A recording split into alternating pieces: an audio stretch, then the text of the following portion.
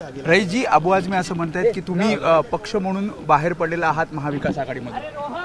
नाही, जी भूमिका सन्मान्य मिलिंद नार्वेकर साहेबांनी घेतली ती भूमिका जी आमची कॉमन मिनिमम अंडरस्टँडिंग म्हणा, प्रोग्राम म्हणा, त्या अंडरस्टँडिंगमध्ये ती स्वतः त्यांनी असा एक दाखवलेला आहे की आम्ही ती अंडरस्टँडिंगमधून बाहेर पडतोय। तर त्या उद्देशाने अबू आझमी साहेबांनी असं म्हणालेत की आता काँग्रेस आणि राष्ट्रवादी त्यांना विचार करावा लागेल की ही कट्टर हिंदुत्वाची जी भूमिका शिवसेनाचा एक प्रमुख नेता जे सन्मान्य उद्धव साहेबांची जवळचे आहेत त्यांनी घेतली, तर आम्हाला असा विचार करावा लागेल की आम्ही महाविकास आघाडीमध्ये राहू की नाही। पण अधिकृतरित्या तुम्ही बाहेर पडला आहात?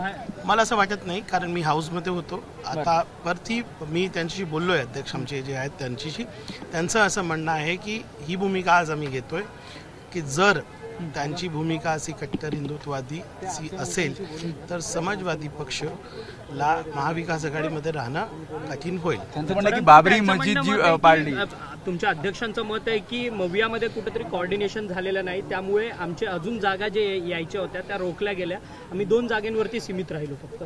नाही, तुमच्या समोर जे आता निष्कर्ष आलेला आहे, ज्याप्रमाणे महाविकास आघाडीची महाराष्ट्रामध्ये पराभव झालेली आहे, ते तर स्पष्ट आहे की कोऑर्डिनेशनचे अभावामुळे समाजवादी असो किंवा इतर पक्षांचं नुकसान झालेलं आहे। आणि महाविकास आघाडीमध्ये 3 प्रमुख पक्षच इम्पॉर्टंट आहेत अशी भूमिका वारंवार महाविकास आघाडीने घेतली आहे।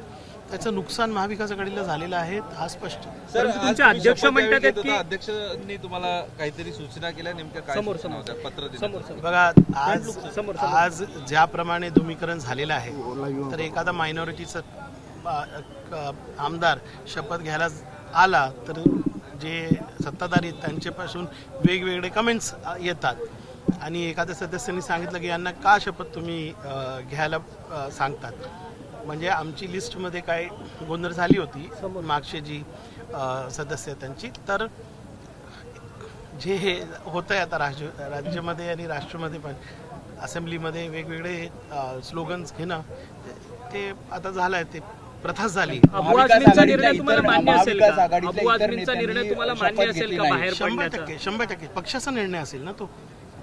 जे काही निर्णय समाजवादी पार्टी महाराष्ट्रामध्ये घेणार त्याला सन्मान्य अखिलेश यादवजींचा आशीर्वाद असेल किंवा त्यांच्याशी बोलूनच होणार आहे। मला असं वाटतंय की अबू आझमी साहेबांचं जे आज वक्तव्य आहे त्यांनी असं सांगितलेलं आहे की जर कट्टर हिंदुत्ववादी भूमिका शिवसेना उद्धव बाळासाहेब ठाकरे पक्षांनी घेतली तर समाजवादी पार्टी विचार करेल। म्हणजे काल त्यांच्याकडनं बाबरी तोडल्याच्या संदर्भात देखील म्हणायचं का? अधिकृत मला असं वाटत नाही की आता बाहेर पडलात वगैरे।